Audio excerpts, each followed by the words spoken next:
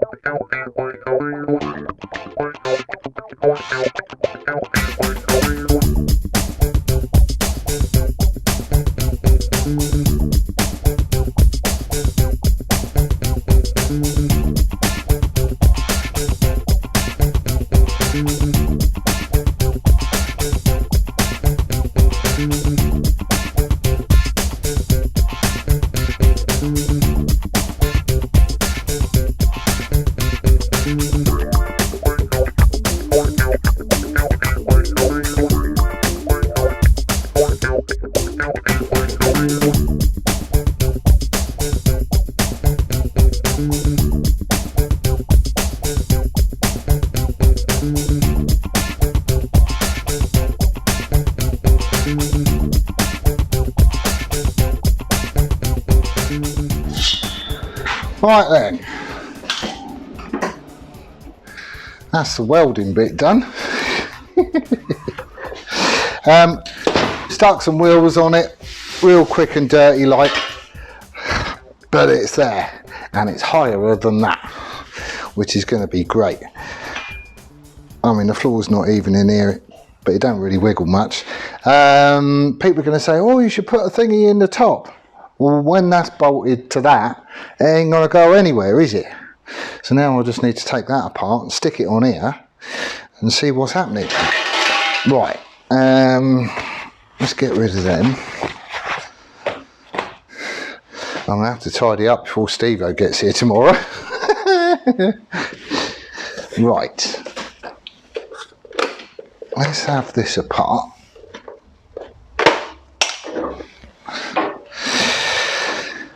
As soon as I undo this bottom bit, it's all just going to fall apart, isn't it? Right. Horrible thing. What size bolts are you? 10, 12? About 12, I reckon.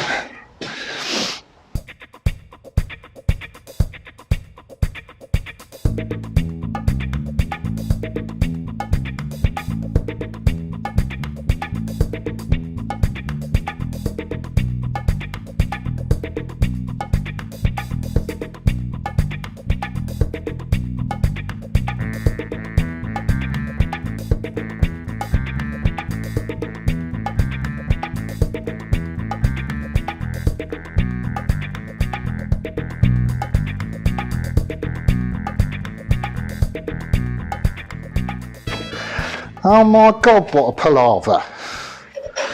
That was a nightmare.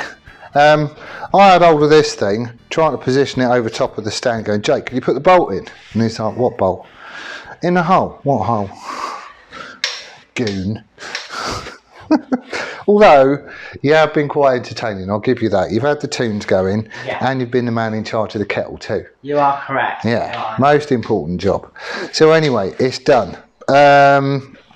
Ideally, I want those legs to go out a bit further, but what I'm going to do, I'm still waiting on some square section tubing to come, because the ends of those, these bottom bits here where the wheels are, that's open. So essentially it's just going to be like a bit about yay long with a jack up foot on it. So when I'm using it like this as a pedestal, all the weight of it is at that end, and I just want to make the base a little bit longer just so nothing's going to topple. I mean, it's all pretty sound, but I would be happy in my own head if the base was a little bit longer. So a couple of telescoping jack up feet jobs are good. However, this is a much better height, and the best bit, I ain't got to pick the bugger up anymore, because this old wheels crashes into stuff. But it's on wheels, so I can stick it in the corner out of the way, and any time I need it I'll just drag it out and jobs are good. I am going to put like a little catch tray job. I've got like an old baking tin which I'll stick under just to sort of grab all the swarf, so that'll be going in at some point. That's easy. It's just I'll get 2 bits of that little box section, weld them across here, and it will just slide on top. Easy as. So that's that done. I'm glad we got this out of the way today, because Steve-O's down tomorrow. Yeah, good idea. I mean, good idea. What was a good idea? Never mind. Okay. You was thinking about something else, weren't you? Pretty much. There you go. Right, so it is now late. It's just gone 4. So basically we need to chip off because Mum's cooking tea and Grandad's coming round. Yep, that's right. Annoying Grandad. Annoying Grandad. Well, he's not going to thank you for that one. Right, that's where we're leaving it, folks. Thank you ever so much for watching. Bye, and guys. We will see you again on the next one. Laters. Bye, guys.